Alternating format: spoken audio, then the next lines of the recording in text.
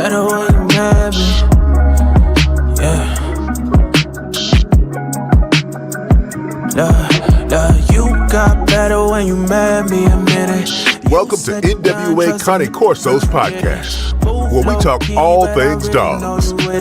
Why you nonchalant when you really got them digits? I'm obsessed. I'm like, yes, ain't no stress. You the best. I'm obsessed. I'm like, yes, ain't no stress. You the best. Look, how you get so good at being modest, girl, be honest. You said you done trusting these niggas, made yourself a promise. I hate to make you take it back. I've been getting paid for rap, ain't talking about the drums. When I tell you I can make it clap, had to make you wait for that. You intrigued with conversation, you be moving dolo, I'm intrigued and I'm in admiration. I can gas you up, but I don't think you need the validation. Still you looking good, natural, without no operation.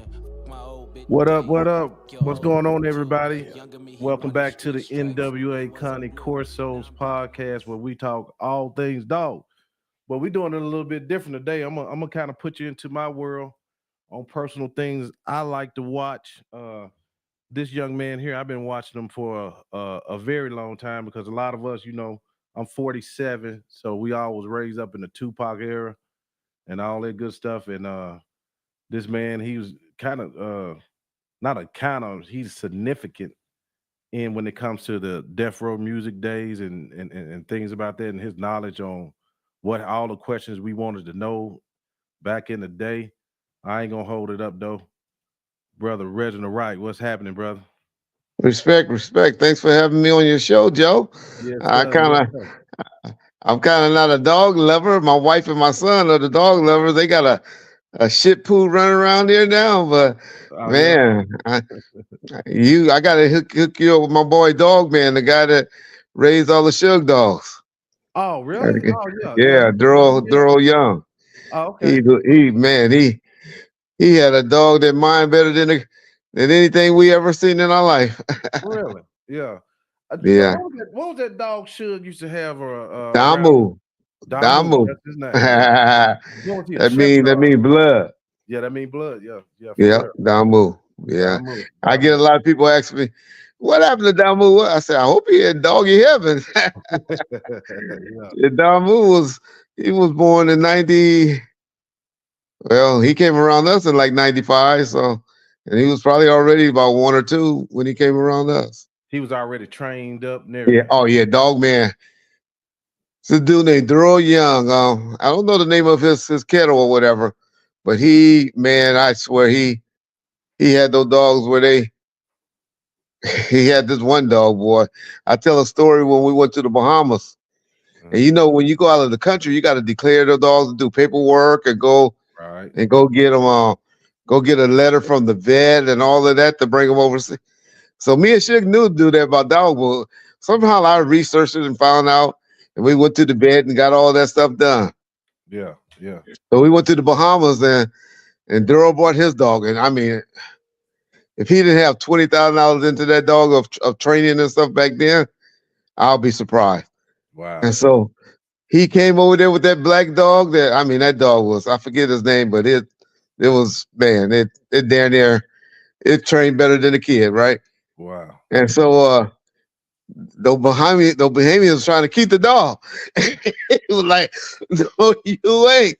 You have to kill me. And luckily, the Bahamians is a little bit more easier to bribe than the Mexican authorities when you go into Cabo and all of them. Yeah. They just slid him a few bucks and they went on and let him through. But they were sure trying to keep his dog. So any of you guys travel out of the country with your dogs, make sure y'all read up on the correct procedures of traveling with them. Yeah. It shows some procedures to do it. Yeah. Man, would you ever? I know you probably would have never imagined that your neighborhood you grew up in, your friends you grew up with playing football with, that y'all would be worldwide figures one of these days. Could you ever imagine that? Unfortunately or fortunately, I don't know how to say it. I'm known for the negative stuff, but you know, I'm proud of what Suge did and how he took it to another level and all of that. And his name will always be cemented in hip hop. disappointed on some of the things he's been saying lately, but he still can't still erase all the good things that he did in hip hop, in my opinion. Right.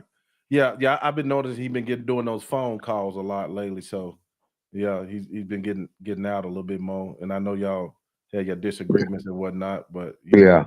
but y'all know the truth in between. Oh Both. yeah. Yeah. He just a little angry right now, and Yeah. that's how he get when he get angry.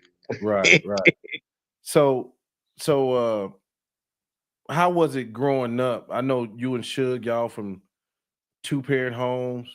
How was Yes. Compton back in those days? Man, people see those houses in the city of Compton still going from $600,000 to $700,000, but that's because it's centrally located.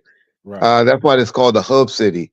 It's surrounded around city of Long Beach, Los Angeles, Linwood, Gardena, and Paramount. And so it's like in a big circle. And all of that is close to the railroads. They have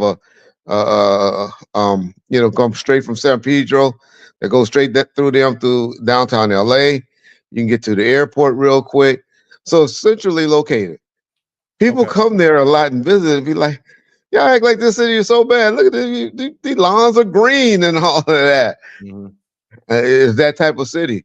But, like I said, have decent homes and grass and all of that. Have everything it's centrally, not too far away. Right. Don't have movie theaters and stuff like that in the city because they don't want to invest in it. But it's not too far from a city called Lakewood. Okay. That's where a lot of us go to. But hey, you didn't feel it. You hear about it, man. Unfortunately, we just heard two ladies. I was just talking to my boy Compton Rick Rock from that has a YouTube channel right now, and he did a great commentary about a young lady and the mother got shot just sitting at a light at Compton. Wow. I mean, on Compton and Caldwell. Right. So stuff happens there. It's unfortunate, I'm so glad I was able to get my wife and my son and kids from having to grow up out there. Right. But so you very rarely hear of people being victimized like that. Mm-hmm. There's generally the people that's in that world that a lot of the game banging and stuff go along with or go on. But every now and then you do hear of innocent victims being victimized in that city. When you got a city like Compton that's popular and is centrally located to a lot of things. Yeah. The houses was 600,000 or 700,000. Y'all getting gentrified yet? No. Really? Well, okay. We getting our Brown brothers are taking over. Oh, okay. But they don't vote. Oh. They don't vote, so the black people still run it. But it's probably 70-30 their favor now. Oh wow. Okay. Yeah. So but back in the day, a lot of black people just migrated to these cities for jobs. Is Mr. Reggie Wright Sr. is like they from the South or somewhere else? Or correct. They are Louisiana. He's a New Orleans boy. He's a New Orleans man, and that's where my people come from. Okay. So you're right. They have what they call housing projects that were real big out there. Yeah. So you have like 3 or 4 popular housing projects. You have the Imperial Course housing projects, the Jordan Downs, Nickerson Gardens, and there's one other one that I'm forgetting. And so you have project homes. That's where there's a whole bunch of homes that's together, and projects, and it went based on your salary. So the rent was cheap, and all of that is how you got into the housing projects. Okay. So what happened was, that's where a lot of our grandparents moved to from the South in the 60s. Mm-hmm. And after the Watch Riot and stuff like that, a lot of programs was going on. They were bringing good jobs and stuff over there because they were trying to help after the Watch Riot. And so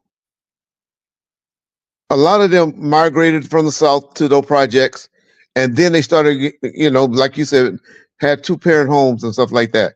Mm-hmm. And then they started moving into the city of Linwood or Compton and all of that from there. And so that's how it was pretty much made. But it really it really was built from most of the people that grew up there. That's why we kind of seem like we all know each other and stuff like that. Is because our parents, grandparents, and our parents grew up in this community called Watts, which is in Los Angeles, South Central LA. Yeah. Yeah. So I kind of remember, growing up too. I grew up in I'm a PK kid, but my dad was kind of like a street dude turned pastor. You still Okay. sing, Okay. you still sing shit. Yeah. That side. So, but before crack hit, Oh yeah. of course, That's the 80s. We talking 80s now. Yeah, that's 80s. Our dad still controlled the street. You just didn't come. You couldn't come through and just do what you wanted to do on our block until after crack hit. So tell me about what you remember how that changed things when the crack epidemic. Sorry. I still hate Ronald Reagan for the crack cocaine epidemic that happened into our community. The reason why we say that is because it was just so out there. I mean, still to this day, it's kind of getting a little better now. But most of my young adult life, it was no one that you didn't know that didn't have a family member that was still suffering from the effects of raw cocaine. Kind of getting away with it now. The fentanyl is what we're hearing about now. Yeah. But in the 90s, the 80s, you're hearing all these guys getting out of prison now that were the big time drug dealers from it. But man, the mid 80s, all of the 90s, it had our aunties and some, older people's sisters and stuff out there tricking themselves, doing things for chasing that high. You had an uncle or aunt that was burglarizing grandma's house to take VCRs or TVs or things out of the home to go and to pawn it off for that rock cocaine. Women were doing anything with their bodies for the cocaine, and it was just bad times. You could tell a crackhead generally because you can look at their teeth.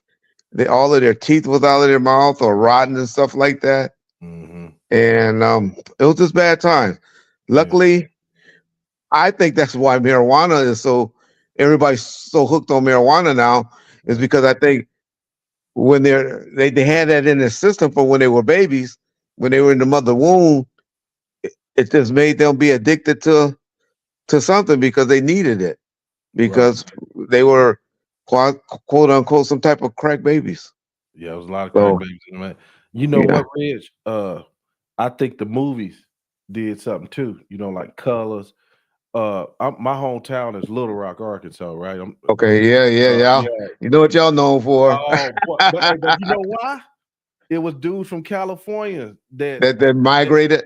That migrated, and dudes was like so impressionable with them, and like, and you know how like if you go to jail, you can be whoever you want to be in jail because people don't know you like that. It was correct the same thing in the South. They'd tell us, "Oh man, I was King Tut up in California." Yeah, they got red out of there, but they changed the whole city. Bro. It brought an epidemic.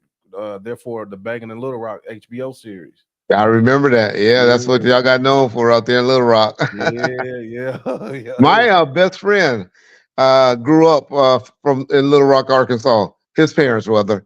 His parents, the Stowe Rays. You ever heard of some Stowe Rays? Man, I know Stowe Rays good. They from the country out there. Yeah. Oh my God, a lot of people gonna hear that. Yeah. My best friend, the White Stowe Ray. His dad was Claude Stowe Ray. Yeah. But they grew up. The Stowe Ray family built my dad church when he bought a small little building. And they built the Stowe Ray family. We know them good. Yeah. That's my best friend, and all his family migrated from Little Rock. Yeah. Oh, okay, cool. Yeah, man. So your dad, I know he's instrumental in your life. And how I'm gonna tell you this is what I'm asking it this way, because like I told you I'm a PK. Okay. But I grew up in the inner city, right? Then one day I was in it was in elementary. Okay. And one of my friends, we was in the bathroom and we was at the washing hands and everything. He's like, "Man, you act just like us." I'm like, how I'm supposed to act? We in the same neighborhood, you know, you know what I mean? Yeah. How was that growing up with your dad being a cop? How did they respect him? How was it? Was it any different?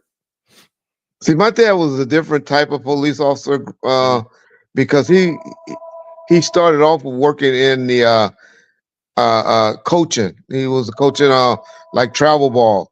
He used to take kids to Arizona every year around this time of the year. It used to be around springtime, Easter vacation, where they used to go to this basketball club called BCI in Phoenix, Arizona, and so he had the Imperial Courts All Stars is what his team was, and then he merged with all the in Watts all the popular teams, and they called themselves the Watts Musicians, and developed a lot of basketball players. So, and then he was a meter reader prior to that, where he was the guy that was in charge of either turning your lights on or turning it off and stuff like that. And so he knew how and then he's a child of 17 kids, right? Damn, and they grew up, you know, and like I said, in the projects and stuff like that. So when you have a history like that, you kind of treat people a little different because you done been through it. You know, you know most people that just because they not doing well economically, that don't mean they're not good people. Right. And so he learned how to treat people and he was just different. He was before all of this community policing and all of that. He had brought that, you know, because the cops in the 80s, unfortunately, was kick-ass fake names. You know, they were really against it. But he was different from that. Right. And so I'm saying that to say that. So we kind of saw things a little different. We lived in the city of Compton while he was patrolling and working in the city of Compton. Both of my grandparents lived in the city of Compton while we was working there. And so it was just different, you know. He was more of a community service type police officer versus the kind of cop that a lot of the young kids and the people, you know, unfortunately don't like and always speaking negatively on. Right. Because I think I remember you saying or your dad saying that he knew the community so well that somebody got charged with something, he can go talk to them and turn themselves in. You know what I mean? And generally their mom or their daddy because he knew them, and or the gang members, you know. But if he didn't know who they were, that's why I was trying to say earlier how everybody knows somebody that knows somebody, and so when you hire cops from the community, the unfortunate thing is they didn't like to hire, or a lot of the cops from the community wasn't able to qualify because, you know, we generally got in some trouble growing up. And so the police officers didn't like to give those people that second chance, you know, when they become adults and all of that, where he got a break. And you know, he was able to keep his nose clean, I guess, because he got married at an early age. You know, I was born when he was 19 years of age. And so he had to get out there and work. Right. And so I think that might have contributed to it. But that's before cops knew about hiring, or departments or agencies knew about trying to get some people from the community because they should be able to relate a little better too. You got some of just assholes like me. Some people will say I was just an asshole because I didn't know better, but it eventually rubbed off on me because you learn quickly that you get more with honey than you get with, you know, with being a lemon. Right. What age did you become an officer? I came a little bit early. I started working in the jails at the age of 19, but I didn't become a police officer till I graduated from the academy when I was about 22 years of age. Okay. Which is too young.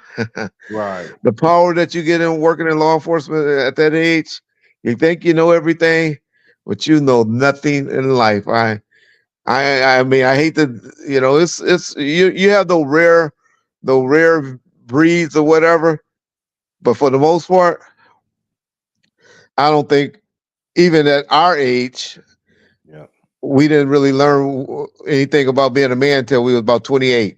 Yeah, and I think it's even later now. Man, I was gonna say, really, you ain't a lion till you about 35. And that's now. I think you know we grew up a little. You know, I always say the reason I was telling somebody this last night. What happened was PlayStations and all of that made us stay in the house more. So that's why these kids are a little behind. Because I remember my mama, because my dad was always working or going in the streets or whatever. But my mama used to be like, "Nigga, get out of the house. Don't come back until the street lights come on." Right.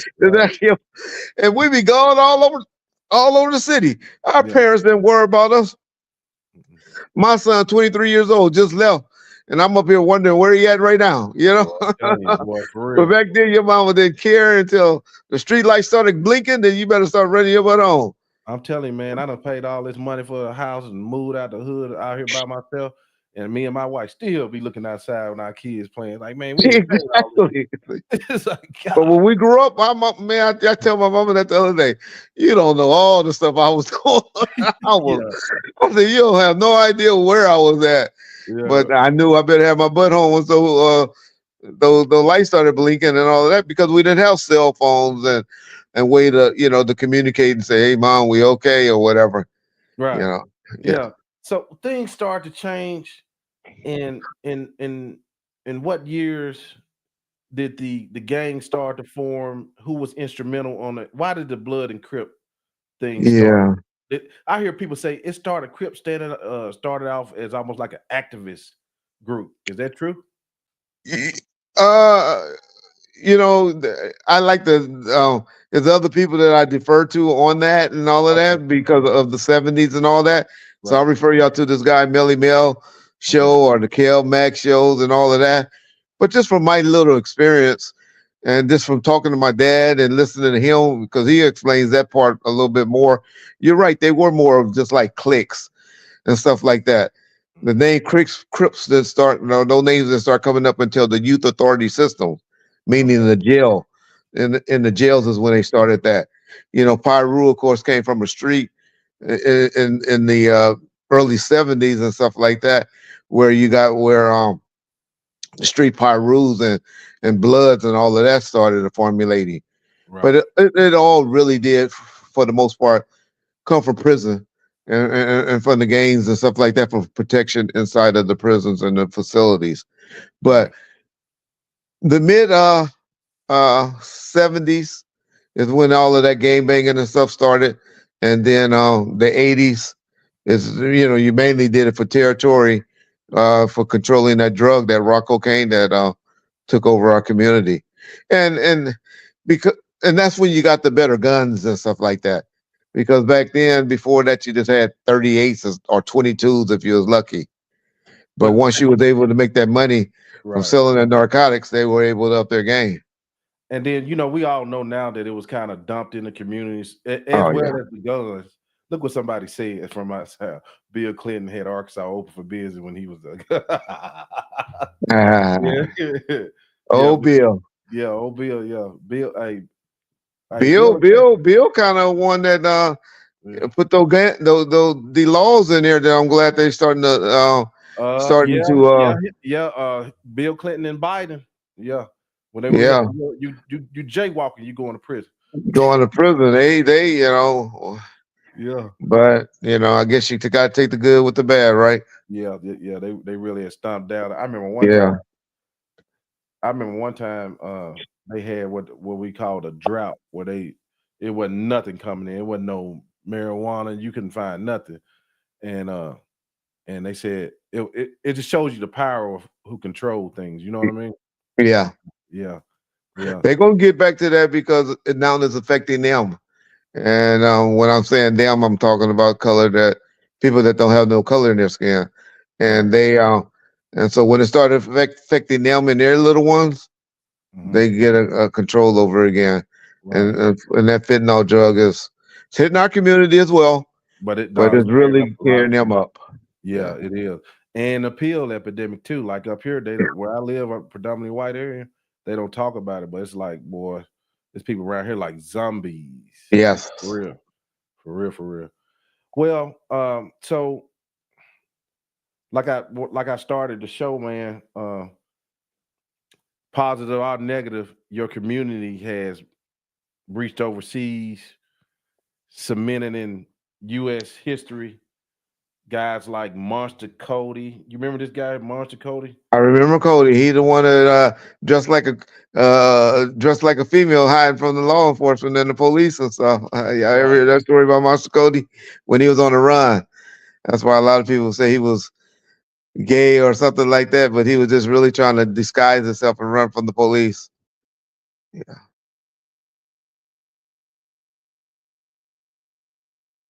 I think we lost you, NWA.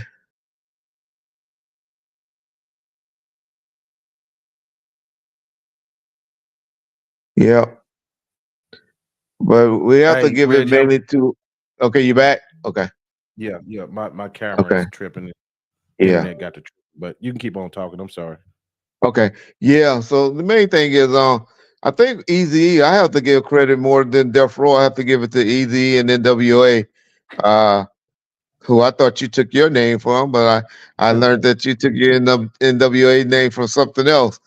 But I have to give them the credit for really putting Compton on the map, and then Suge and Deathrow taking it, and Dr. Dre taking it and making it even bigger. Right. Yeah. Right. Here's a comment. I gotta highlight this dude. Okay.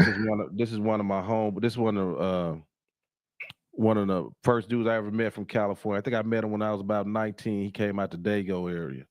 Okay. Logan Avenue. YK the realest. Okay. Yeah, we used to do a lot of music together, rap music and stuff. And anytime Tyler Perry dropped anything, YK on that joint.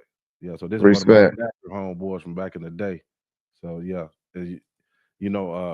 all that Deathrow music, especially Tupac music, really influences. I don't know what's wrong with my damn camera, but man, let's get into. I know you. I'm gonna try to speed this up a little bit. I know you. No problem. I'm with you. I know you played football with Suge them. Got all the way up in stuff. Suge went to go on and play professional football. Start working for Al Heyman. At what point did you come in to help with Deathrow, and maybe a little bit how that happened? Okay. Yeah, Suge, to be honest, he was, by the time I came around, was 1994, and they were already hitting home runs. They had the Chronic out, the G thing, and Snoop Dogg did what he did, and then even the Above the Rim soundtrack was out. So I didn't come back around Suge until really the beginning of Murder Was the Case. And pretty much that was because after the murder of Tupac, I'm sorry, the murder that Snoop Dogg was involved in. And so I was brought in mainly because the protection of civil judgments and stuff like that, because the gentleman that they had that was working for them that shot caused the company to maybe be liable civilly because of him not being certified to work in the law enforcement or to be carrying a gun. And so even though they found out that they had a good case criminally, they still had some civil liability. And so that's when Suge had made the decision, and plus Suge was on probation and stuff like that, that maybe he needed some law enforcement people around him because he was putting this company in jeopardy. And so that's when he reached out to me or to me. And then I got him to my father, and they had some conversations. And from there, that's when we decided to help me get a security company started and to start working for him in the capacity of security with guys that I knew that I trusted.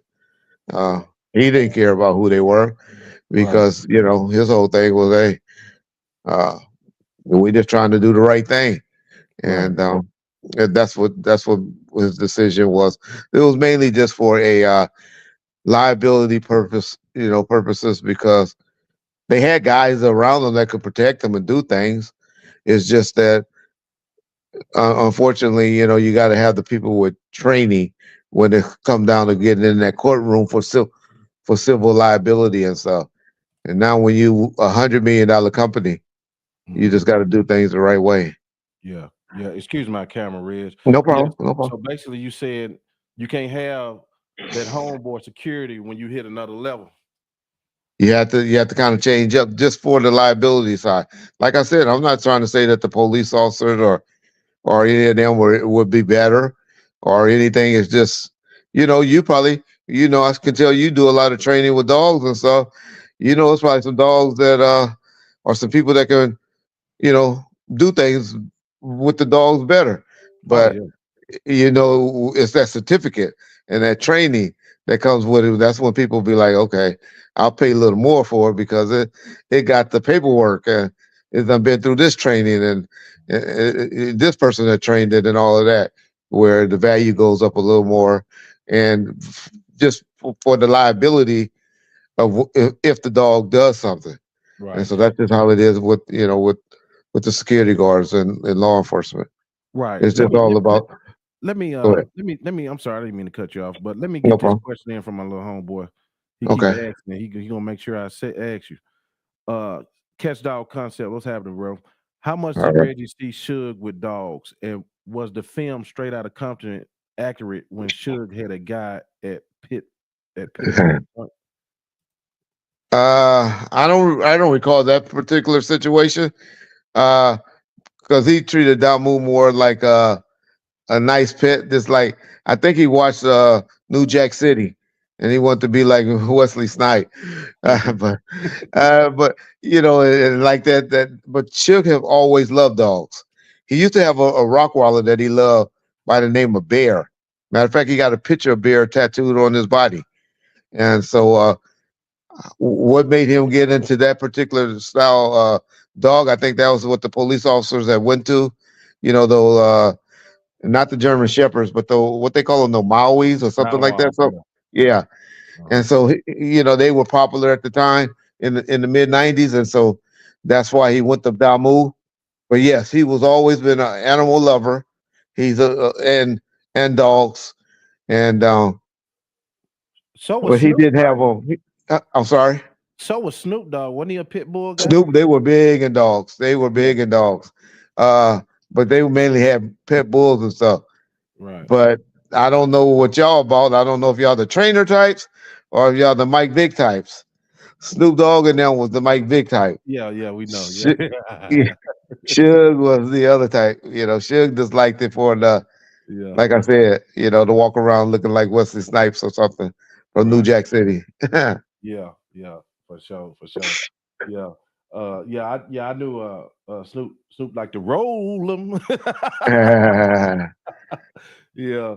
But man, so you got what should, man, how difficult it was, man, how wild was it, Reggie, to kind of keep them guys in control? You had Tupac, you had his crew, you had Snoop and his crew. Did they all did the crews get along?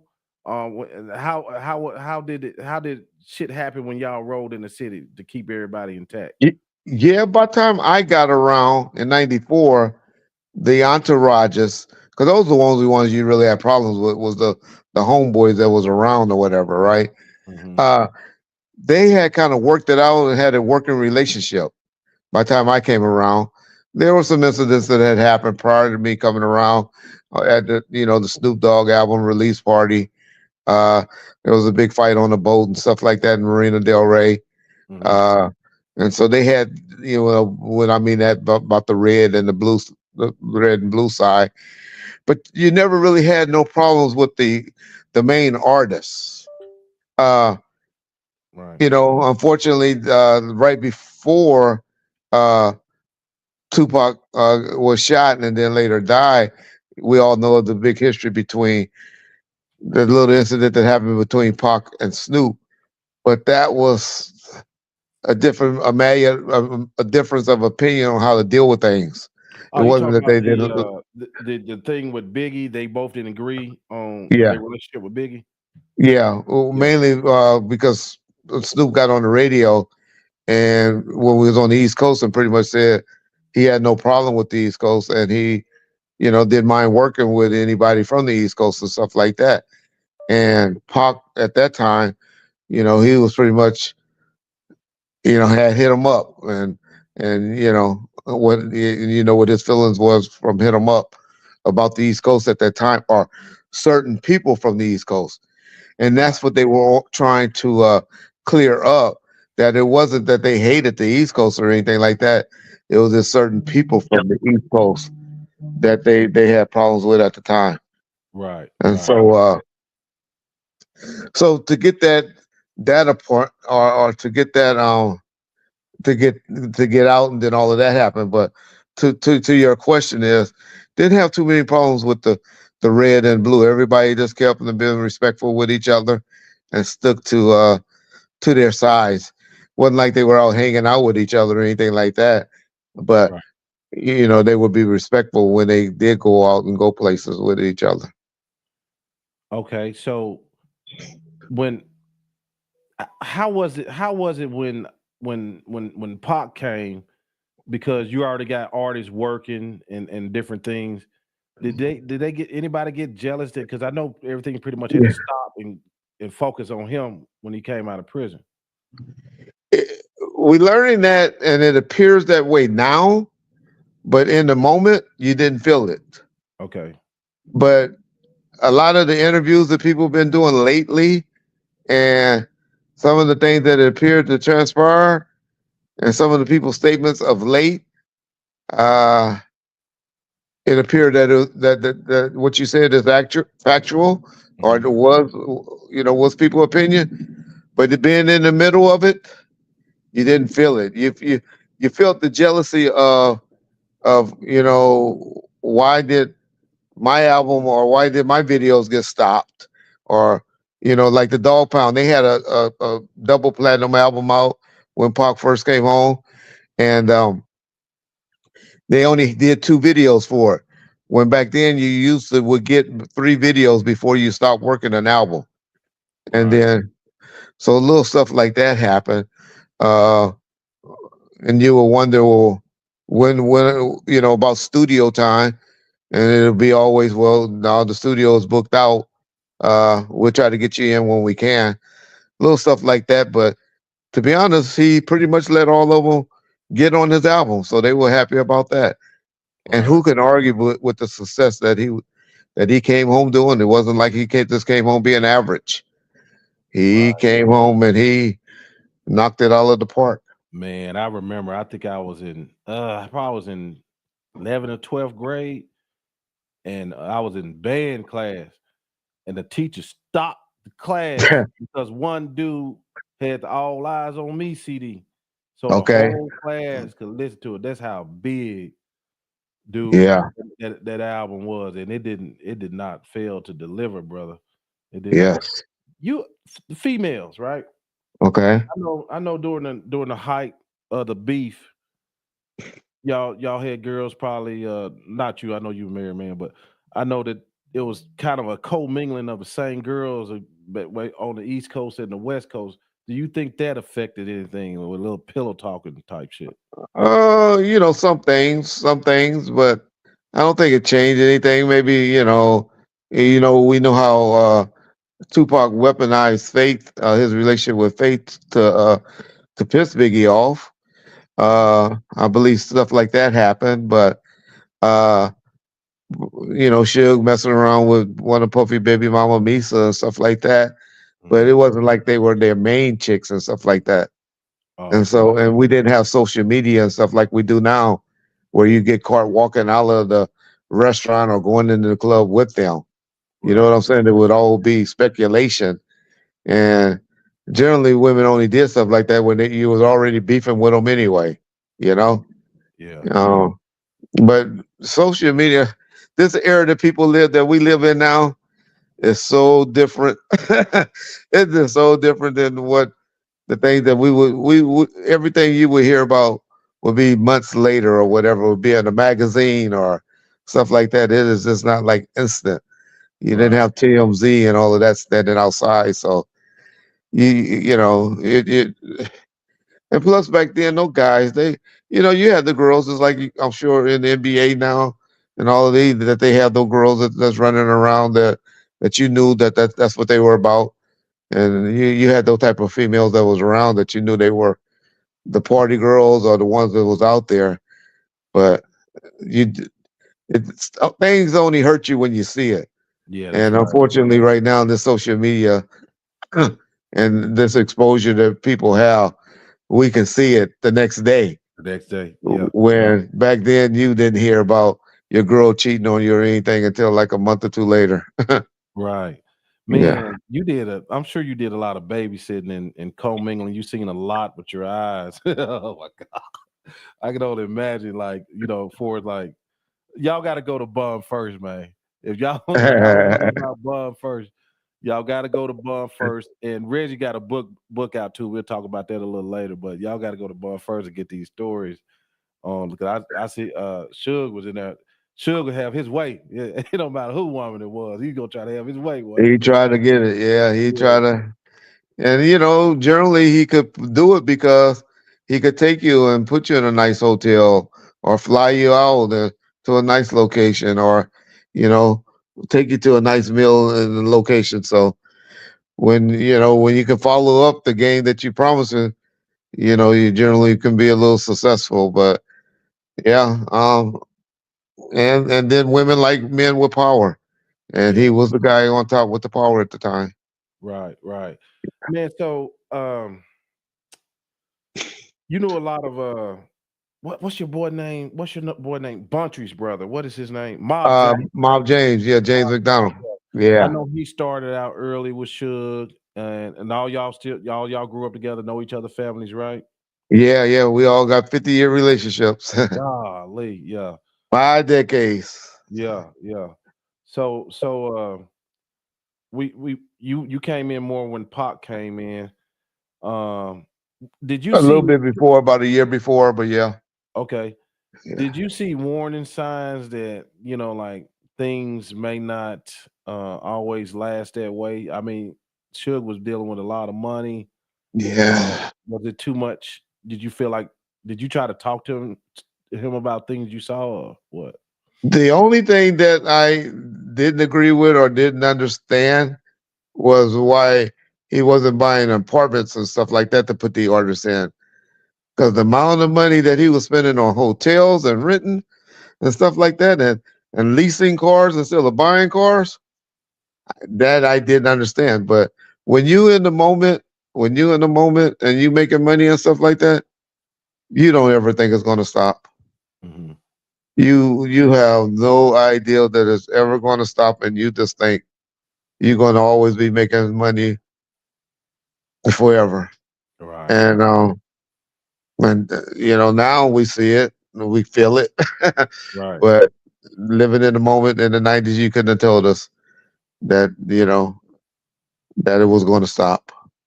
Man, let me ask this question from my homeboy. Can you ask Reggie who is 37? I heard Suge joking about a chick named 37 and one of the DPG members cuffing her up. I heard that too. Yeah, I heard that too. yeah. Okay, okay, yeah. Okay. Hey, so let me get. I'm gonna start getting to the meat of the conversation because I know we coming in on an hour. So we was talking about how historic your neighborhood is. One guy we didn't talk about that I guess you grew up with him too, knew him well. That's going on trial for Tupac murder, Keffe D. Yeah, I We talk- didn't. To be honest, that's the I didn't learn of Keffe D until heard of his name. Okay. He did have a name that was popular about the drug deals, but never had no interactions with him. First time I saw him in live, in person, that I knew other than the Soul Train, the war incident that I talk about, probably was like at a grocery store out in Corona, California, about 2012, 2013. But heard of his name, heard of his reputation, and all of that. But yeah, that's about all I knew of Keefe. Uh, Keefe, a little bit about Keefe, was a crackhead, wasn't a gang member or gang. Well, he was a gang member, but not a gang banger. But at one time, he was the man with the connections for drugs. And then, after the incident that happened in Vegas, as he would tell you, changed his life. and then he became one of the top biggest rats in LA County history, in my opinion. Wow. But do you think his situation is a case of loose lips sink ships, or they was gonna get his ass Oh, anyway? most definitely, yeah. They wasn't if he would have just went away and went into the sunset, they were not even thinking about him. He kept poking the bear. Yeah. Wow, that's crazy. Man, it just been LA. Let me And ask what you this. happened? You know what happened on that is they had a young person like you. It was a particular deputy DA that was young. I think he's like 44 now, and I think he told me 44, 45 years old. That was young when all this happened. That went and convinced his boss to let me try to investigate this, and the boss gave him a year to see what he can come up with. Just a pretty much a fan that went and got justice for Tupac. Wow. Yeah. Okay, you know you're on this dog show. They're gonna keep asking dog questions. So let me get you Okay. questions for Reggie. Was Suge Dogg Bear Damu the real deal? He talked about it at the top. Yeah. And Yeah. did he ever see a LAPD K9 cur out in the line of duty? You know what cur means? No, I don't know what Kurt means. Coward down. Okay. Okay. I worked Compton PD. I didn't work LA, and we had in the history while I was there. I got to remember that was early on because K9s, the big departments had them, but the little departments didn't start getting them until like 92, 93. And so I forget the name. Damn, I can't think of their names right now. And we used to know them, but we had two good K9s. They were all German Shepherds. I remember Buntry, we just talked about. He went to jail for socking a K9. One of the K9s went underneath and got him up underneath the house. And he started, and you could hit a police officer, that's only a misdemeanor. You hit a K9 dog in California, that's a felony. Wow. And I think he did like 5 years for hitting the K9 dog. Damn. So what was that dog name? I can't think of his name right now. But anyway, so they were, the two K9 officers we had during my time, they had two good dogs, two good, German Shepherds. They had their own car, and they got to take them home and drive into work, and so that was a good unit to have. They got to keep the dog, after the dog outgrew their services. I think they kept them on the streets for about 5 years. They were some good looking German Shepherds. I remember they all trained. They came from Germany, and then once they got over here, they used to go and train with them once a week. I think on Tuesdays was the day they used to go and do some training with them. So they kept updating them with the training. I never seen any of them ball out, to my knowledge, or get shot or get hurt or anything like that. They would get hit. Some guys would try to fight them and stuff like that. I remember one time I actually, one of them jumped up and was about to get my ass, scared the shit out of me. I probably shitted on myself and didn't realize it when he was sitting in the watch commander, which is like a little office, and he was over there with his handler. I saw his handler, but I didn't see him, and I stepped on his tail. Oh my God! Oh my God! Thank God! Thank God! The K9, the handler still probably had him on his leash. Right. And so he was able to pull him down when I stepped on his I remember that to this day. Stepped on the K9 dog tail. But those are my only little histories with the the K9 in our city and in the city of Compton. I forget the first part of the question. I know that I went to the last part. He was just talking about how were Damu and them, and were they real dogs? Yeah, Damu. Like I said, I said Bear has a tattoo. He was a rock roller. She'll have a picture of him on his body, I think on his chest or somewhere. or on his back. I forget which part of his body, but he has a tattoo to bear on him. And then Damu, y'all done saw Damu. Y'all see him in the car with Suge that time when he in the 500 Mercedes Benz. I remember when he was talking about everybody get y'all records out because we about to release a whole bunch, and he was rubbing and patting on Damu.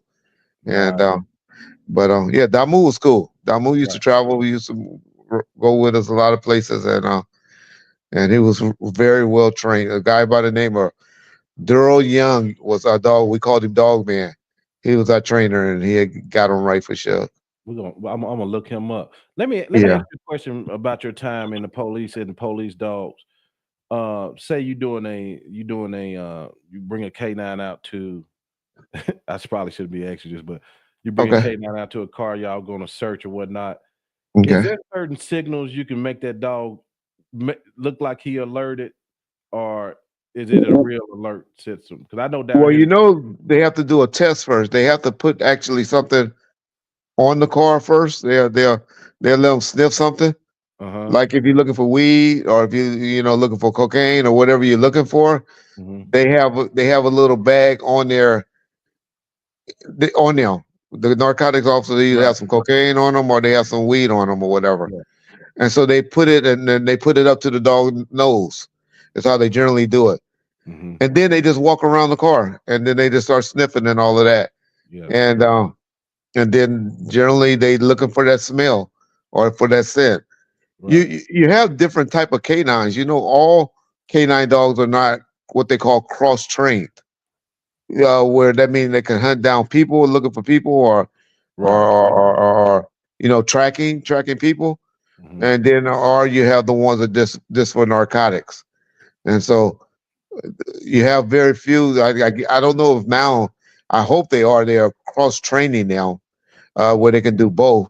But back in the day, we had a narcotic dog, and then we had the the ones that this was for tracking people and stuff like that. Right. Or yeah, Right. yeah. Okay, guys. I see a lot of y'all. I got a lot of homeboys here. Let's get some questions in. I'm gonna get ready and let Reggie go. But Reggie, the state of the big U stuff. Okay. What are your thoughts on all this? What caused this? What's your thought on that show? The one Adam 22. Man, it seemed like that shit gonna cause some trouble. All the Yeah, fights. but is it Adams or Vlad's fault? Is It's it their not. fault?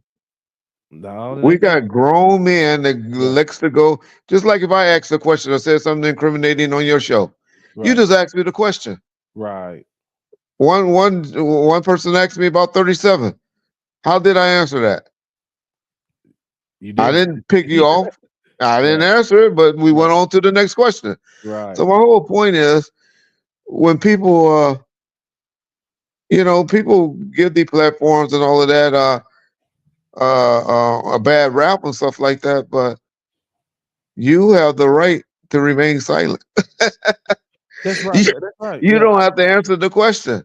I And think they get these too happy. I think they be trying to prove something on camera, man. exactly. Hmm. And so these are people that's already in them that's going to talk. So if they so freely are able to talk about it on a platform, they already been talking about it.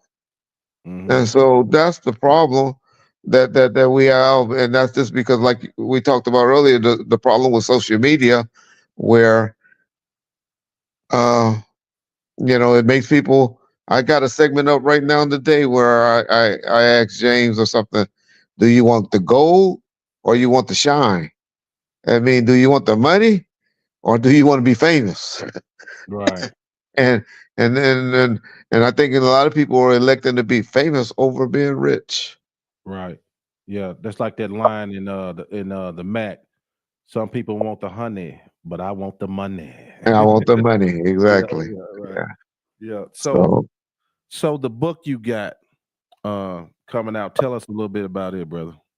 it's really a book for a how to for people that want to be in the music, the entertainment business, or be an artist.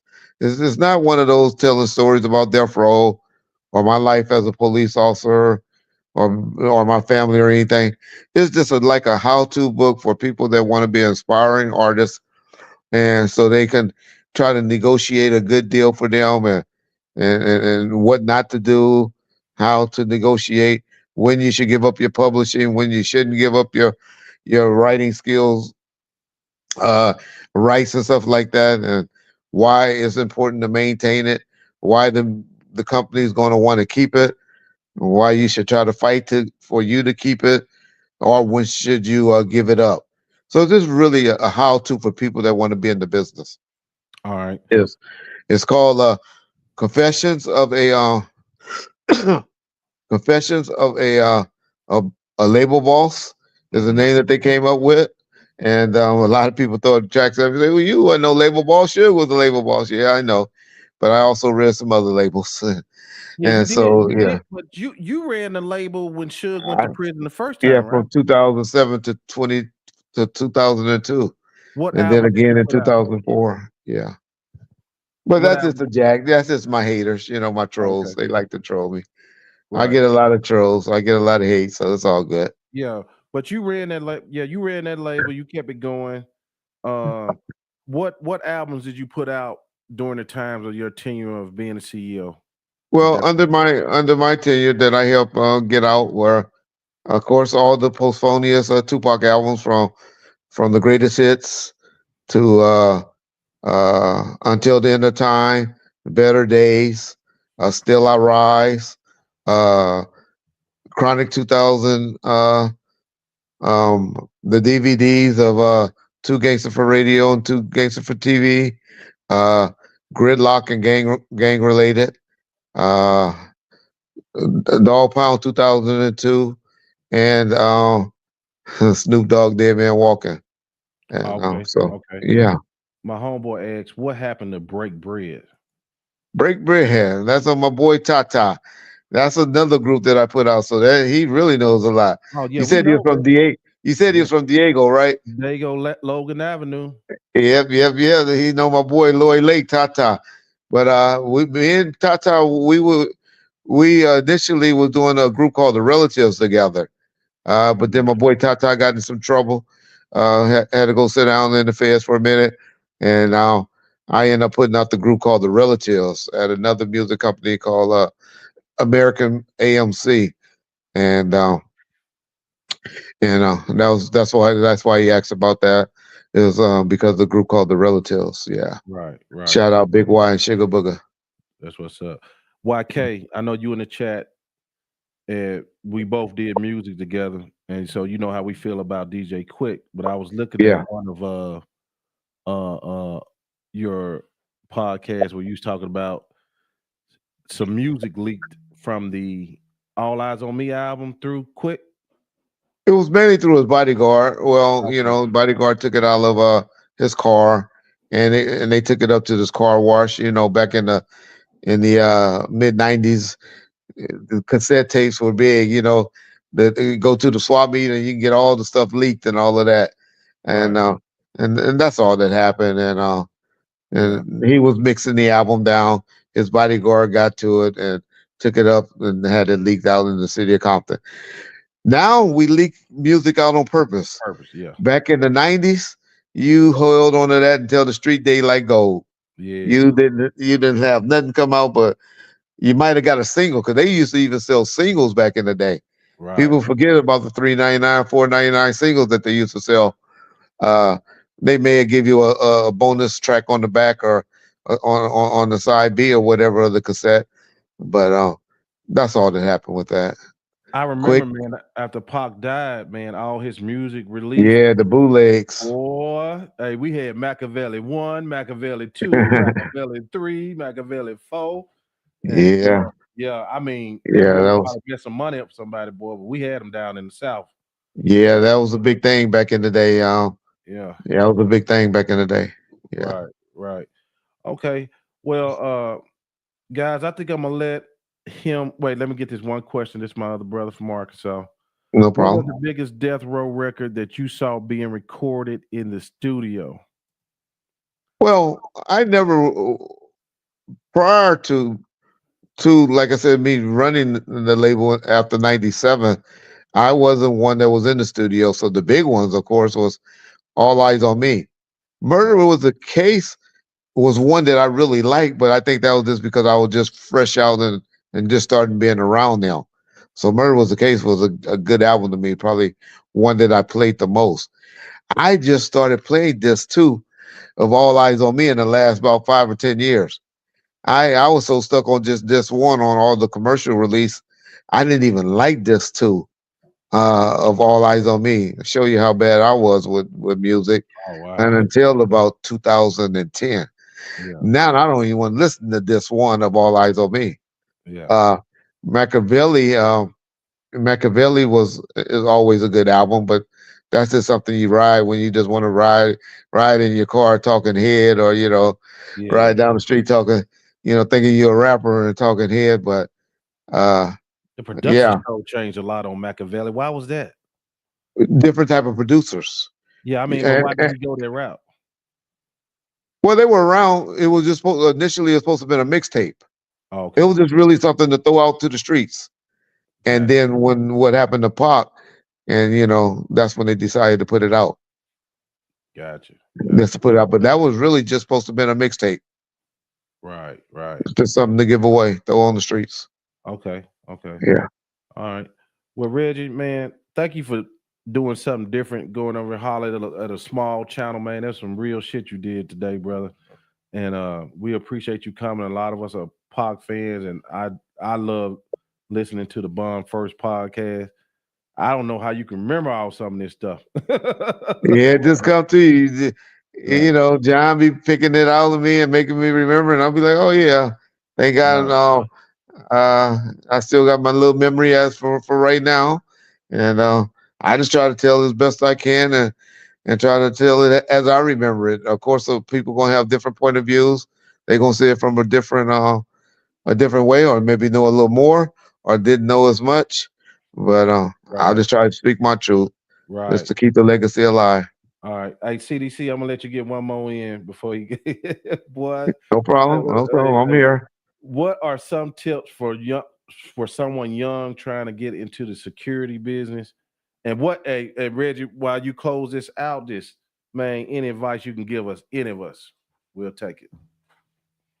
Well, as far as advice for the security game is just oh, see, there go my little shih tzu. Oh, there you go. Yeah, I tell you, there you go. I told you that's my wife and my son, dog. Yeah, He needs a great alarm though. That means somebody coming at the front door. yeah, yeah. But advice as far as security company is, always be licensed. Try to get your permission. It's good business. If you want to be a security guard owner, I don't know much about the dogs and the liability with dogs with security companies. I never had a dog that worked for me, but I'm sure if you a company that go to patrolling silent alarms or residential patrolling, which I'm sure is big right now with all these people with all these burglaries and stuff going on. Mhm. Uh, hey man, that what is the best selling tool than to have a dog go and search the property and all of that with you, especially the alarms and all of that. I Mm, would go to a private company if they were advertising canine, to help search, because I know canine search better than humans. yeah. I remember I used to have a supervisor at work that used to tell us they didn't like the canines and helicopters and all of that because it made cops lazier because we depended on them too much. But I think technology, I think he was just old school. Uh, but the main thing is just to be licensed, to get it right, and to do whatever that you can to be licensed on the ownership part. Uh, and make sure you just keep the liability license and good employees and stuff like that. Pay a little bit more for that better quality of an officer, because the ones that just making no minimum wages, they can always go get a minimum wage job. And so they don't care about your company as much as you're going to care about your company or your contract, because it's easy to lose a contract, but it's so hard to get them. Boy, they And hard. once you get them, appreciate those contracts You sure right. and do whatever you can. Yep. Yes, sir.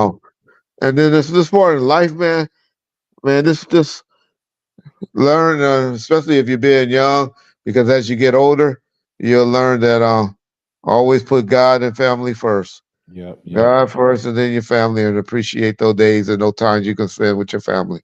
Right. In your time, because But for those of us who know, man, you had a battle with COVID, man. yeah, That you fought through and everything, So yeah, we know for sure you know about fighting, brother. exactly. Yes, sir. Yeah, it's Yes, nothing more than the love of family and God, man. yes, sir. Yes, sir. Yes. Okay, hey y'all, y'all go over there, put NWA in the chat on Bun First when y'all go back next time. Let them Yeah, know. appreciate that. Appreciate that, Yeah. and keep it up. You ever need anything? Got any good questions for me, or need something answered? Hey, you know how to get me. You got me now, Joe. Yes, sir. Yes, sir. All right, Reggie, we appreciate you, bro. Appreciate you as well. All right. See y'all later. Peace.